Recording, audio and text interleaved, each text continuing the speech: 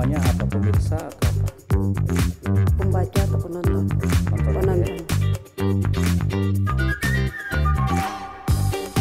Saya juga pembaca terkini, penonton terkini. Penonton. Oke, assalamualaikum warahmatullahi wabarakatuh. Salam. Apa kabar Kak Ashar? Alhamdulillah baik, sehat walafiat. Ya, jadi buat teman-teman terkini.id, buat para pembaca terkini.id, kali ini kita kehadiran tamu di ruang podcast terkini ID. Dia adalah salah satu pelaku jasa transportasi jasa perjalanan haji dan umroh. Betul. Dia adalah Bapak Haji M. Ashar Ghazali. Kalau saya sering manggil adalah Kak Aji ya. Saya lebih sering manggil Kak Aji. Oke. Kali ini kita akan berbincang-bincang sama Kak Aji terkait bagaimana sih pengalaman berumroh di masa pandemi. Karena kan kita ketahui kalau nggak salah tanggal 1 kemarin bulan November sedang melaksanakan umroh ya. Ya, dan tentunya kita semua juga yang diberikan kesempatan oleh Allah Subhanahu wa taala untuk bisa berkunjung ke Baitullah ya pastinya, dan sini sudah hadir Kak Ashar untuk bisa bincang-bincang seperti apa sih pengalamannya di saat berumroh di masa pandemi. Oke. Baik, makasih Dek Eca. Bismillahirrahmanirrahim. Assalamualaikum warahmatullahi wabarakatuh. Alhamdulillah wa syukurillah. Allahumma salli ala Muhammad wa ala ali sayyidina Muhammad. Terima kasih sebelumnya penonton terkini dan Mbak Eca. Kalau bicara mengenai pengalaman umroh di masa pandemi COVID ini sangat luar biasa ya. Alhamdulillah, penuh sensasi, penuh tantangan, tapi tetap saja insya Allah penuh dengan keberkahan. Ceritanya dimulai sejak keberangkatan. Iya benar. Jadi ini menurut saya sangat bersyukur menjadi salah satu umat yang terpilih ya, jemaah yang terpilih yang bisa berangkat di momen yang kalau menurut saya sangat cepat sekali prosesnya gitu. Bayangkan saya baru dapat kabar itu tanggal 31 Oktober. H-1. Iya, H-1. Kalau dipikir memang ini, waduh, ini mustahil gitu. Tapi kalau Allah sudah mau, Allah yang gerakkan kita ya. Betul. Dan itu saya pada saat itu saya lagi cukup jauh dari Makassar, berada di salah satu 200 kilo ya, lebih dari Makassar. Tepatnya di Tanete. Bulukumba tempatnya ya. sahabat saya itu Pak Ilo di Bulukumba. Saya dapat kabar hari itu pagi itu juga saya langsung tinggalkan Tanete menuju Makassar. Setiba di Makassar saya langsung PCR, tapi sebelumnya dokumen-dokumen saya sudah saya siapkan. Sudah dikirim. Saya sudah deal, sudah sepakat untuk berangkat, dan kami memang diberangkatkan secara gratis oleh salah satu muassasah yang memang menjadi mitra kami selama ini gitu. Itu di Arab Saudi? Iya, di Arab Saudi, salah satu muassasah terbesar yang memang diberi kuasa untuk memberangkatkan jemaah umroh perdana Indonesia di awal November ini. Itu ada berapa banyak Kak?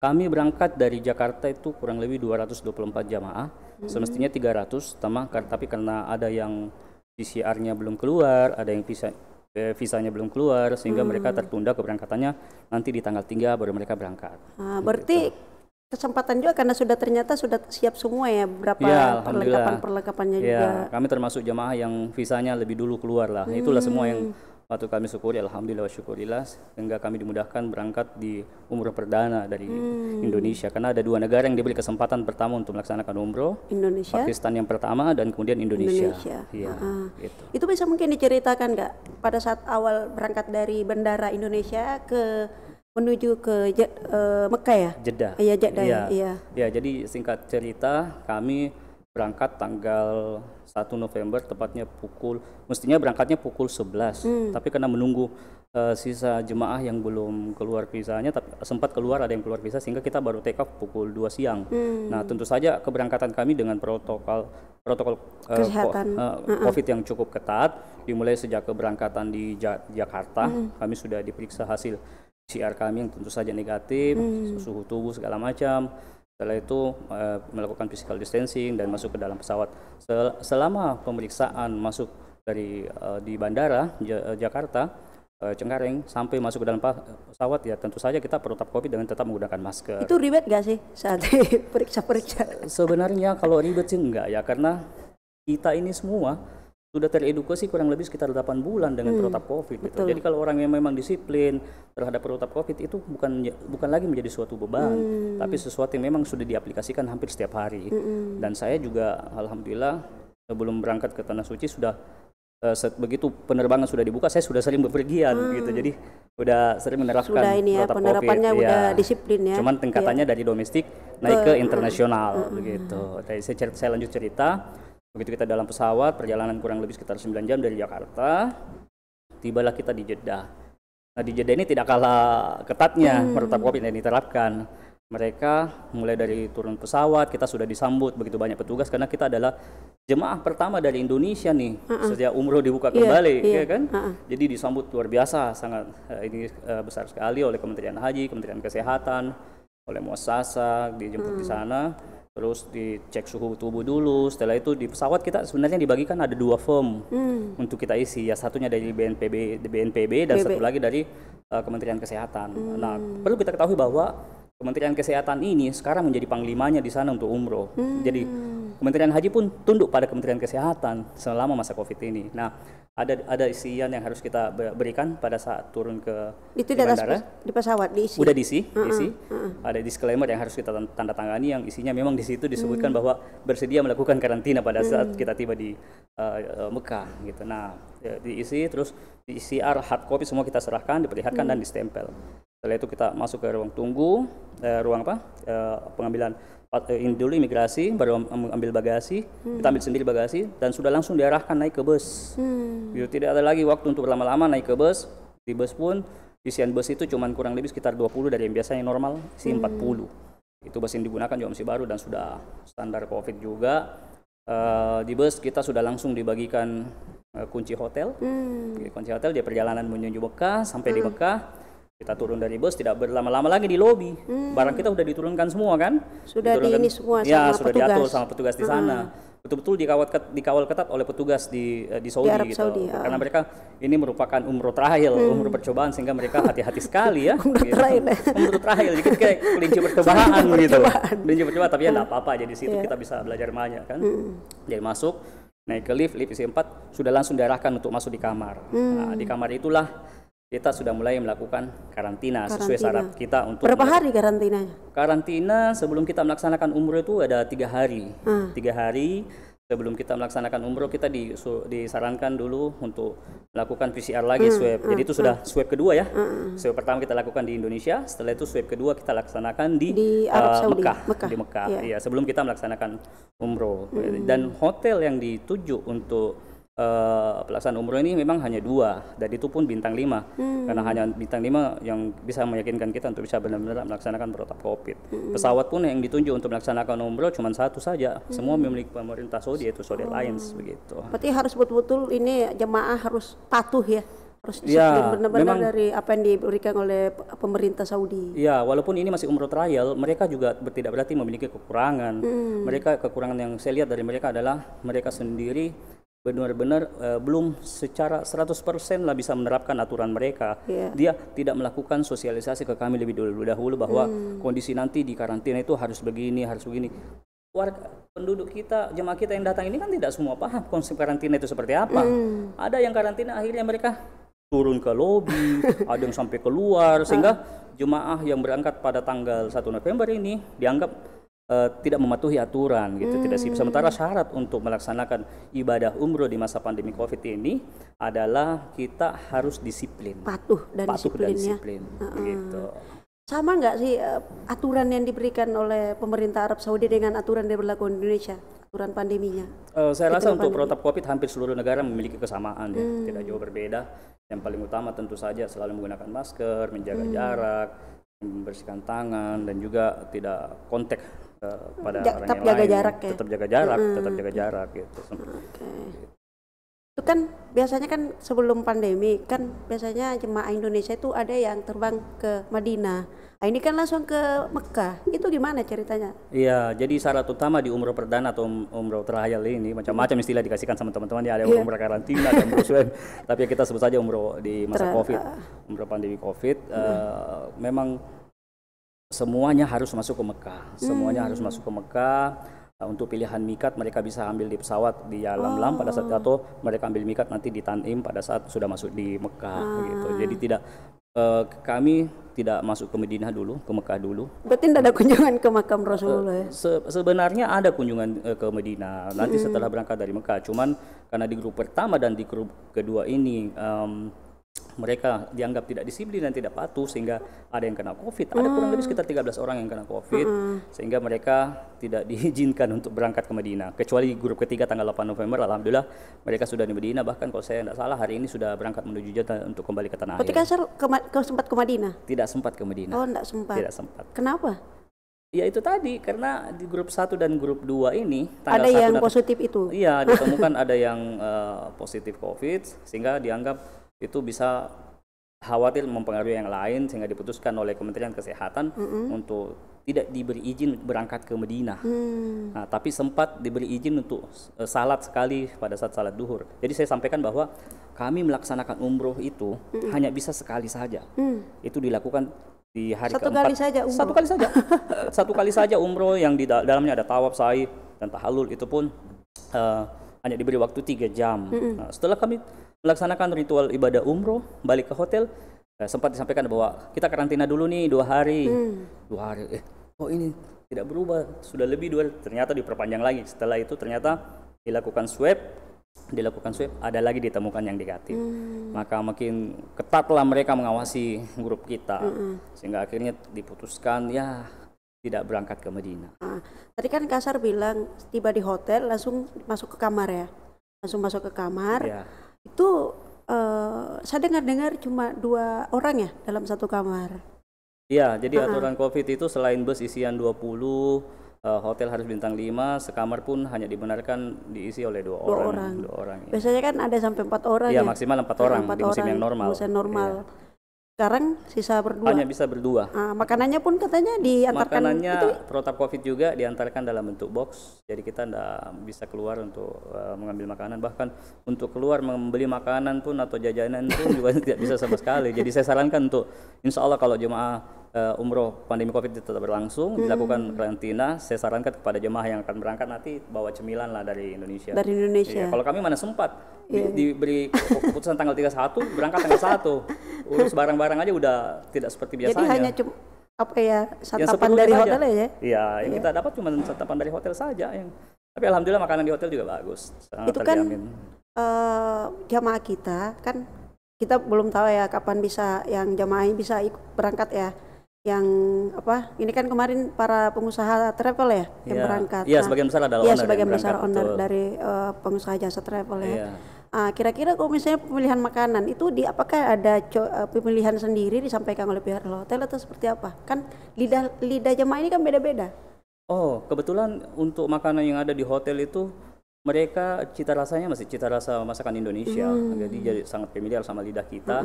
Jadi jamaah tidak perlu ragu lah gitu. Saya rasa saya pun yang biasanya saya syukurlah tidak bermasalah dengan makanan. Gitu, sehingga apa saja saya bisa makan. Tapi khusus jemaah Indonesia saya rasa mereka cocok dengan karena chefnya juga kalau saya nggak salah sih masih chef dari Indonesia. Ya, nah itu kalau misalnya kan harus karantina 3 hari.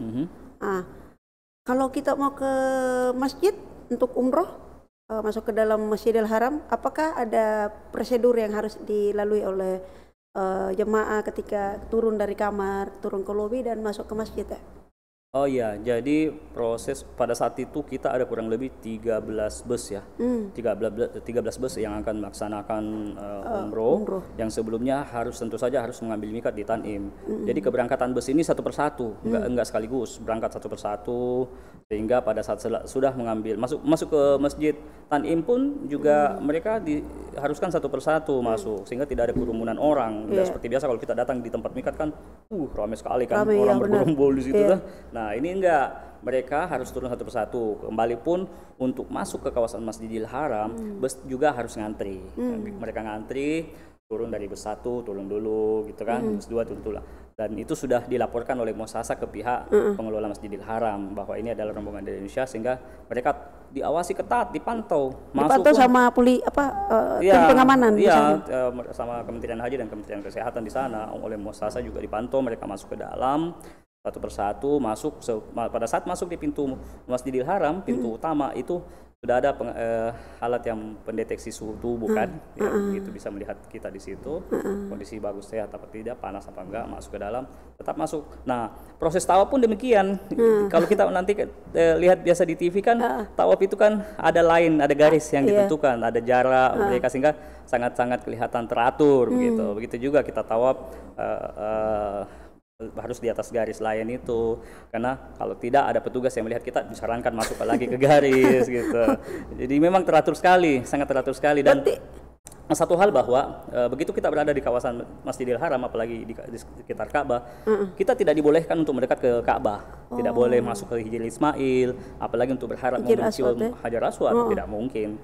Karena memang sangat protek sekali. Biasanya kan selama ini berebutan ya?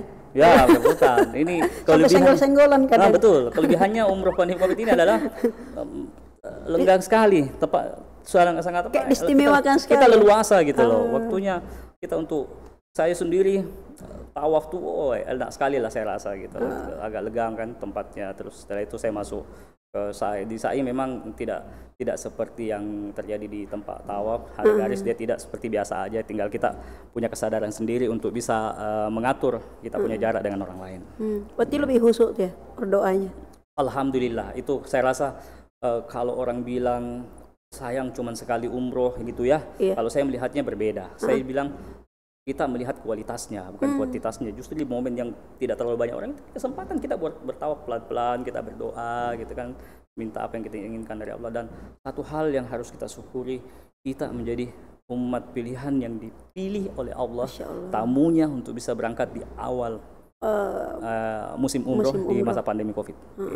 Gitu. Itu kan biasanya ketika kita doa kan pasti ada teriak-teriak itu, ada sampai senggol-senggolan juga ini kan? Nggak ada ya? Nggak ada kondisi begitu. Betul-betul kalau mau tawaf itu sangat nyaman sekali. Tapi itu kan ada tim pengamanan. Kalau kita lagi misalnya ada jemaah yang tidak memakai masker misalnya, pas lagi ibadah tiba-tiba ada tim pengamanan yang mengganggu, dorong kita gimana? Awal kita masuk di kawasan haram kita sudah harus pakai masker. Jadi itu memang sudah diawasi. Jadi tidak mungkin kita masuk ke kawasan dalam sekitar Ka'bah itu tidak pakai masker, itu tidak mungkin, karena semua pasti diawasi dengan ketat. Syarat utama tuh harus pakai masker. Mungkin bisa kasar ceritakan seperti apa sih di dalam, secara umum di dalam kawasan Masjidil Haram itu? Itu tadi, pertama tidak banyak orang yang melakukan tawaf, kita tentu saja bisa lebih khusyuk. Yang kedua, kita tidak bisa mendekat ke kawasan di Ka'bah, tidak bisa mencium Hajar Aswad, tidak bisa mencium Ka'bah, tidak bisa sholat di Hijril Ismail, tidak pokoknya banyak batasan-batasan karena memang diprotek dan dikontrol dengan ketat oleh pemerintah Arab Saudi gitu loh, untuk waktu masuk ke dalam ada waktunya diberikan oleh pemerintah, berapa durasi yang harus kita gunakan? Jadi memang waktu pun kita dipilih untuk melaksanakan tawaf pada saat itu. Kita waktu itu jadwal kita kalau saya tidak salah habis salat azhar pukul 4. Tapi kita sendiri baru bisa masuk ke kawasan haram itu karena hujan deras ya. Waktu itu hujan deras, itu keberkahan juga pada saat kita umroh. Hujan deras, kita berangkat ke Tanim. Sudah masuk waktu maghrib, akhirnya kita sholat maghrib di Tanim itu, sholat maghrib di sana. Setelah itu baru kita masuk ke kawasan Masjidil Haram itu setelah salat Isya baru kita bisa masuk ke dalam gitu. Jadi selesai sekitar pukul 10 sampai jam setengah 11 malam lah. Tuntas kita punya pelaksanaan tawaf, sa'i dan tahallul. Itu cuma satu kali saja ya? Cuman sekali saja, kesempatan diberikan, cuman sekali saja. Kemarin waktu umroh ada berapa lama Kak? Kalau umroh di musim yang normal berapa kali pun kita bisa lakukan, tergantung kita sendiri kan. Kita bisa umroh wajib, setelah itu umroh sunnah, mau tawaf sekali sepuas-puasnya juga tidak ada masalah. Kalau ini memang mereka sudah mengatur waktunya. Kalau kemarin dan 3 jam, hanya 3 jam waktu yang diberikan. Oh, di dalam masjid? di dalam masjid. Selebihnya harus ibadah di kamar masing-masing. Setelah itu karena kita tidak dapat izin untuk ke Masjidil Haram lagi, ya kita walaupun kita harus salat di dalam kamar. Dalam kamar. Ya, cuman karena walaupun kita salat di kamar ya insya Allah lah 100.000 pahala, kita juga tetap view-nya view haram dari kamar hotel itu kelihatan. Sudah kelihatan ya. Haram. Terus kemarin berapa lama Kak di Arab Saudi? Totalnya kita dengan perjalanan 12 hari, jadi 10 hari kami di Mekah. Jadi kita bayang kami 10 hari kita di karantina. Makanya saya begitu pulang, saya langsung Masya Allah luar biasa. Ngapain aja Kak selama di... Ya, walau waktu sholat masuk kan kita di setiap kamar itu kan disediakan ada speakernya. Jadi kedengaran itu azan, kedengaran suara imam pada saat dia bacakan bacaan sholat gitu kan. Ya kita ikut aja dari speaker yang keluar. Jadi salat 5 waktu tetap sama dengan salat. Tetap keadaannya masjid di sebelum pandemi dan pandemi ini tetap sama seperti untuk normal ya. Aktivitasnya untuk masuk sholat kita tidak bisa salat lagi di kawasan tawaf. Kita kan kadang kita bisa agak sedikit masuk untuk sholat di sekitar situ ya. Nah sekarang tidak bisa, dia untuk sholat kita disediakan di lantai 2 dan di lantai 3. Tapi imam masjidnya di sana masih seperti imam masjid tempatnya tidak di tempat itu lagi yang di sekitar Ka'bah, dia di atas. Oh di atas. Iya. Tapi sama ininya kan prosedur anunya semua sama. Kalau kami kan karena kami sholatnya di dalam kamar ya otomatis kita tidak bisa secara langsung melihat kondisi di dalam, kecuali misalnya kita sholat ternyata TV di depan kita ya anggap aja kita udah di depan inilah gitu ya. Iya. Berarti biasanya kan di masa normal biasanya kan kita jalan-jalan ke tempat bersejarah itu ziarah ya. Ini gimana di masa pandemi ini? Tentu saja tidak ada. Jangankan Allah, orang kita salat saja di Masjidil Haram nggak bisa, walaupun hanya di halamannya. Apalagi kita harus pergi ziarah. Ziarah itu menjadi bukan sesuatu yang kalau di musim biasa itu wajib kita lakukan karena itu bagian dari program. Nah kalau untuk program di pandemi umroh di pandemi COVID itu bukan salah satu keharusan. Yang paling utama adalah bagaimana kita bisa melaksanakan umroh dan sholat di Masjidil Haram saja. Dan mematuhi protokol kesehatan. Ataupun nanti di Madinah kita bisa sholat di Nabawi dan masuk ke dalam Raudah gitu. Berarti benar-benar ketat sekali ya Kak? Ketat sekali, iya. Ada kesedihan nggak sih Kak? Nggak bisa kemana-mana, ke mall pun susah ya? Kalau sedih ke mall sih saya nggak terlalu pusing. Kan mall kan dekatan dengan masjid itu kan satu jalur itu jadi kan? toko-toko juga banyak yang tutup. Toko-toko juga banyak tutup. Mereka belum pulih sepenuhnya. Sama kalau kita di sini sudah ramai mall-mall, dia nggak seperti itu kondisi di sana.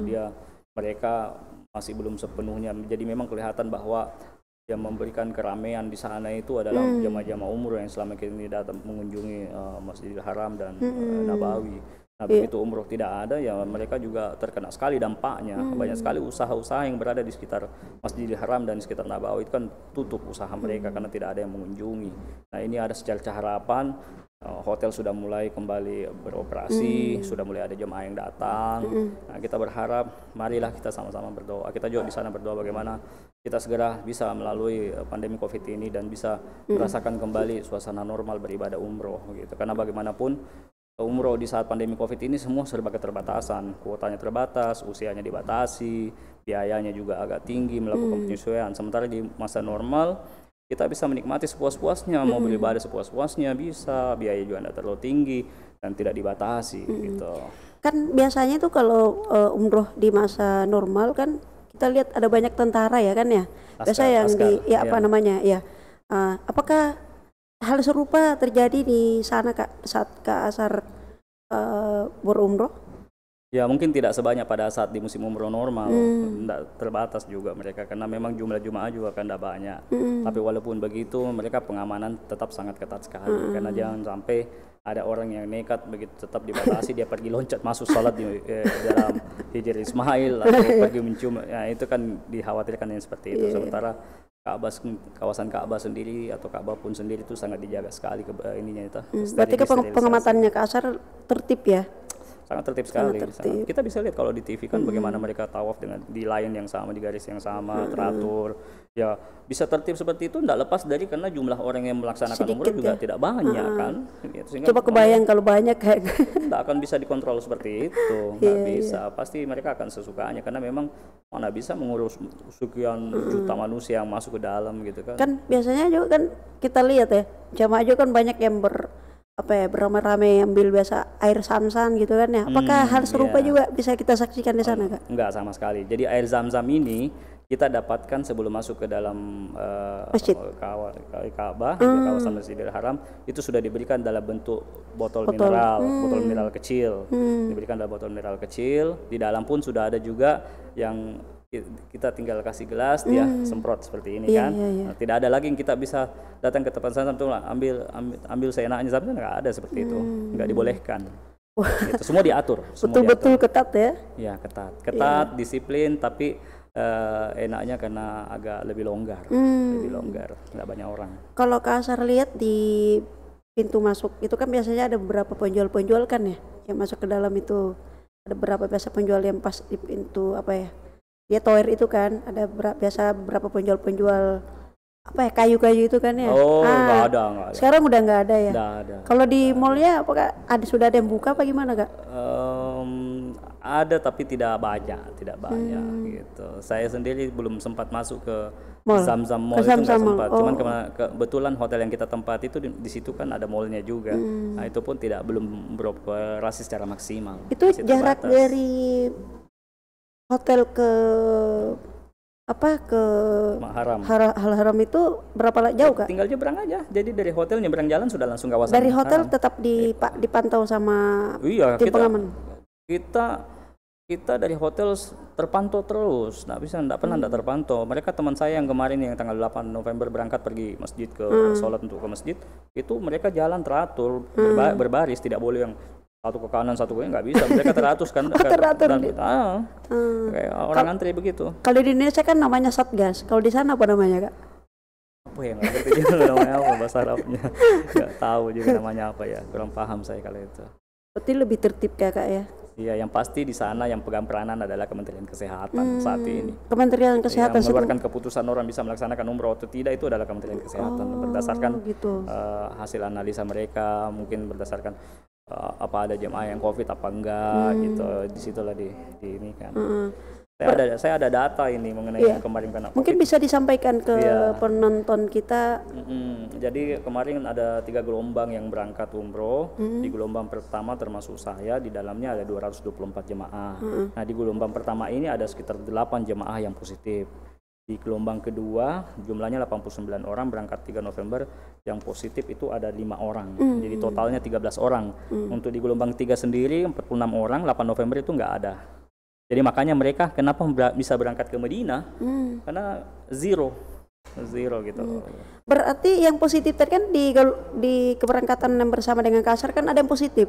Iya, 13 apakah orang. itu ditunggu atau bagaimana? Apakah dia tinggal? Oke, jadi yang 13 orang positif ini mereka diisolasi mandiri.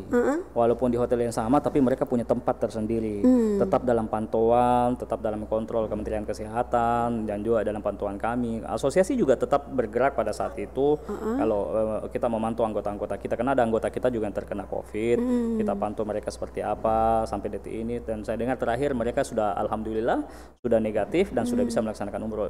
Mereka tidak ikut bersama kita pada saat pulang. Waktu pulang? Iya, karena mereka harus tetap melaksanakan karantina 10 hari. Sementara pada saat itu belum 10 hari. Nah, setelah 10 hari mereka sehat, dinyatakan negatif, bisa melaksanakan umroh dan sudah bisa kembali ke tanah air.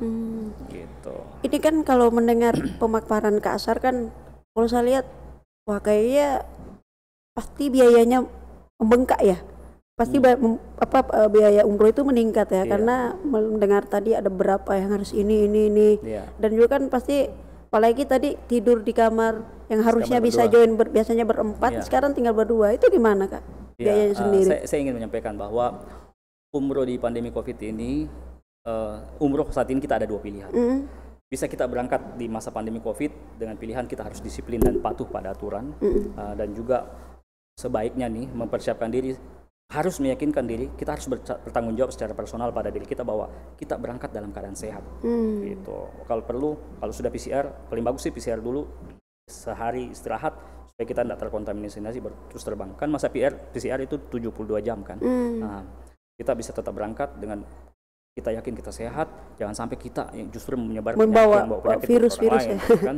Terus yang kedua, atau kita berangkat di masa yang sudah normal.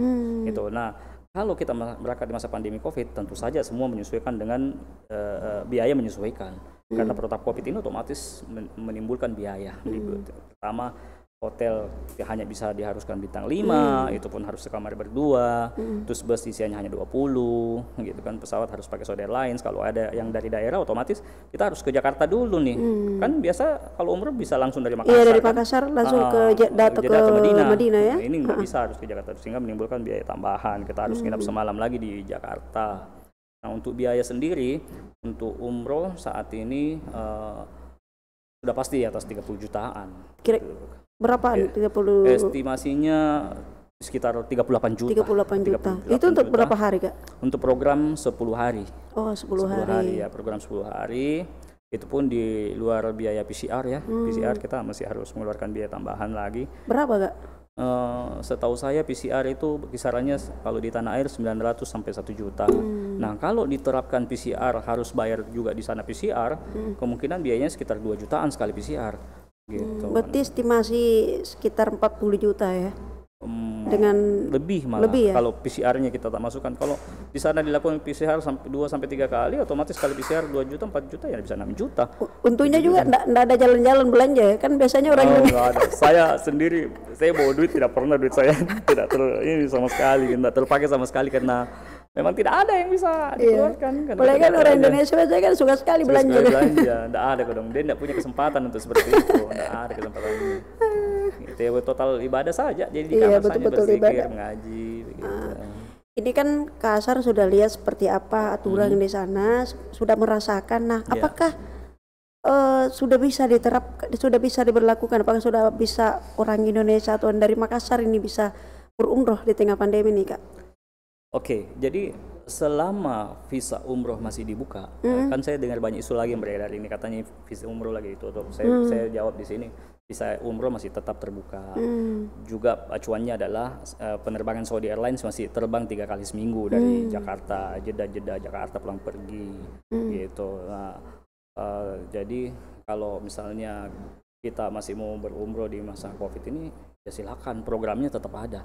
Ada, kita jualan program itu. Ada yang keberangkatan di tanggal 22 November nih, ada 22 tanggal 22 November ya. bulan ini ada keberangkatan dan itu available seatnya ada, bisa berangkat via Jakarta dari daerah mana saja di Indonesia, tapi tetap kita harus terbangnya dari Jakarta untuk. Berarti ini informasi apa ya? Informasi baik, kabar baik ya buat teman-teman yang mau umroh ya. Yang tanggal yakin, 20 berapa tadi? Tanggal 22 November. 22 November ya.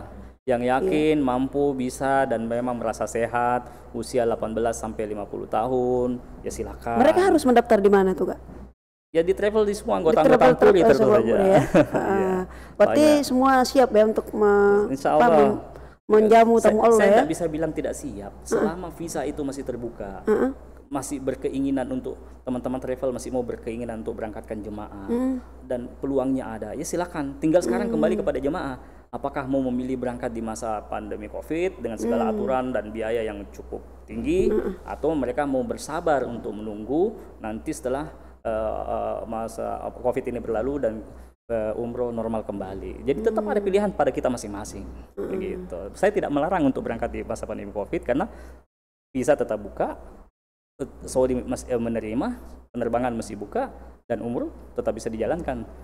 Cuman memang ya itu tadi, harus disiplin dan patuh. Dari semua yang saya ceritakan pengalaman saya tadi, harus belajar dari apa yang saya rasakan, bahwa 1 orang atau 3, 4, 5 orang saja yang terkena, dampaknya bisa pada kita semua. Jadi saya kembalikan kepada jamaah bahwa harus bertanggung jawab secara personal bahwa mereka benar-benar sehat untuk bisa berangkat umroh. Intinya harus sehat ya, harus disiplin. Disiplin, kuncinya disiplin. Kuncinya itu ya. Disiplin. Ya. Kita pengen tahu juga nih Kak, kan ada 10 hari ya, itu bisa diceritakan juga bagaimana saat kepulangannya. Oke, kepulangannya tetap dengan protap COVID, kita dijemput di hotel, satu persatu bus berangkat menuju Jeddah, kita berangkat lewat terminal baru, dan jangan berharap ada jemaah di bus teriak, bisa enggak ini kita ke Kornis?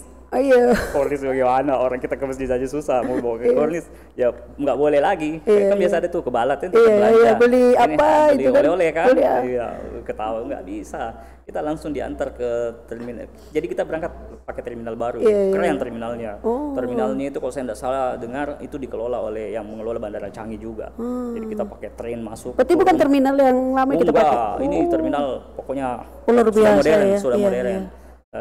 Sampai di sana kita sudah diarahkan untuk check in sendiri ya, check in sendiri. Setelah check in kita dapat ini masuk ke ruangan imigrasi untuk pemeriksaan paspor. Setelah itu pindah ke ruang tunggu, di situ lah kita itu sudah di pemeriksaan paspor pasti ketat juga ya, karena kan kalau paspor bahkan kita pergi ini sudah tidak ada istilahnya, kalau dari Indonesia kita ada pemeriksaan PCR lagi kan, sudah nggak pakai itu lagi dia, karena laporan untuk PCR kita, hasil PCR kita oleh Kementerian Kesehatan Saudi sudah dikirim ke Indonesia. Gitu. Lucu juga, biasanya kan kalau kita umroh normal kan ada kunjungan ke ke ini beli oleh-oleh di Ali Murah ya. Ali Murah. Terus ke apa lagi namanya tuh yang kebun kurma. Kebun kurma kalau kita di Madinah kan ya. Oh iya. Kalau di Mekah ya ziarah itu ada aja, sama situs sekali, Islam aja, situs agama. Iya. Nggak ada. Jadi memang jangan jadi mindset yang harus kita bawa pada saat umroh di masa pandemi Covid ini, nggak boleh membawa mindset yang umroh normal. Harus begini, mau pergi belanja nggak bisa. Berarti ada dua ya. Ibadah dan sehat ya. Iya, ada dua itu. Pokoknya jadi ibadah kita adalah ibadah yang kualitas yang benar-benar harus berkualitas ya. Karena cuma sekali umroh, benar-benar memanfaatkan 3 jam waktu itu kita maksimalkan pada saat kita umroh. Saya teringat ya lari-lari di dalam masjid itu. Iya, itu sa'i pada saat sa'i. Udah nggak ada lagi kita temukan kalau itu memang bagian dari fikihnya kan ya. Harus kita berlari-lari pada saat kita masuk yang ada lampu hijau itu kan. Gitu. Kak, kita ingin tahu juga nih Kak, ada tidak ya program khusus Ampuri ya? Kan kita tahu nih Kak, Ashar juga kan sebagai Wakil Ketua Umum DPP Ampuri Republik Indonesia. Ada tidak program dalam waktu dekat untuk Ampuri? Oke. Ampuri tidak pernah berhenti berinovasi. Kita punya unit bisnis yang memang bisa merangkul seluruh anggota untuk melaksanakan umroh konsorsium. Namanya itu Koperasi Ampuri. Koperasi Ampuri. Kita punya koperasi. Di koperasi itulah termasuk beberapa jamaah kita yang berangkat kemarin ini ada yang diberangkatkan oleh koperasi. Jadi misal nih anggota Ampuri tidak bisa berangkatkan karena keterbatasan, cuma bisa berangkatkan 2-3 orang jemaah. Jadi konsorsium semua, konsorsium inilah yang diberangkatkan oleh unit bisnis kita di Ampuri, yaitu koperasi, sehingga mereka bisa memenuhi kuota untuk lebih meringankan biaya gitu. Jadi belum lagi konsorsium yang mungkin dilaksanakan di masing-masing DPD untuk memberangkatkan anggota-anggotanya gitu. Jadi yang sudah pasti itu yang sering berangkat adalah koperasi, namanya koperasi ABM, Ampuri Bangkit Melayani. Ampuri Bangkit Melayani. Iya, itu sudah kita kalau nggak salah sudah 3-4 tahun yang memberangkatkan jamaah lewat koperasi. Gitu. Mungkin ada ingin disampaikan Kak ke calon jemaah kita yang ingin berangkat, ingin disampaikan lagi untuk bisa mereka terapkan juga ketika ingin melaksanakan umroh. Baik, saya paham dan sangat mengerti kerinduan semua saudara-saudaraku umat muslim dimanapun berada, khususnya di Makassar dan penonton Turki ini. Kita memang sudah sangat rindu sekali untuk berangkat ke Tanah Suci. Tapi kerinduan kita itu harus tentunya diikuti jika ingin berangkat umroh dengan aturan yang harus kita ikuti pula. Jangan bermain-main di masa pandemi Covid ini. Kita mungkin tetap bisa beribadah, tapi kita harus patuh pada aturan yang ditetapkan, baik pemerintah kita, Kementerian Agama kita, ataupun Kementerian Agama dan Kementerian Kesehatan. Gitu. Nah, untuk berangkat umroh di masa pandemi Covid boleh, tapi dengan segala macam yang saya sudah sampaikan tadi aturannya, atau kita bersabar menunggu berangkat setelah vaksin dan pandemi berlalu, musim umrah juga normal kembali. Begitu. Dan kita juga tidak lupa berdoa ya, semoga pandemi ini segera berlalu. Tentu, itu yang paling utama. Kita sama-sama berdoa segera pandemi Covid ini bisa berlalu. Jadi saya bisa menarik kesimpulan dari diskusi kita hari ini, ada 2 hal ya. Kita berkualitas ibadah dan adalah kesehatan. Jadi bagaimana kita menerapkan protokol kesehatan yang begitu disiplin dan tentunya bagaimana kita beribadah dengan kualitasnya yang betul-betul berkualitas ya. Ya, karena kita bisa lihat ya sendiri ketika kita berumroh kita disenggol, berdoa pokoknya aduh, dan itu tidak didapatkan ketika di masa pandemi ini ya Kak ya. Ya karena kita sudah berada di penghujung acara. Sekali lagi saya ingin mengajak kepada para pembaca terkini.id, para penonton terkini.id untuk selalu update berita-berita kita di terkini.id dan juga di YouTube dan juga di Facebook Makassar Terkini dan Instagram terkini.id. Oke, terima kasih Kak Ashar atas kesempatannya. Terima kasih banyak sudah berbagi di weekly terkini.id, di podcast terkini.id, dan buat para penonton terima kasih. Sekian, wabillahi taufiq wal hidayah. Assalamualaikum warahmatullahi wabarakatuh. Waalaikumsalam warahmatullahi wabarakatuh. Ambil minum enggak?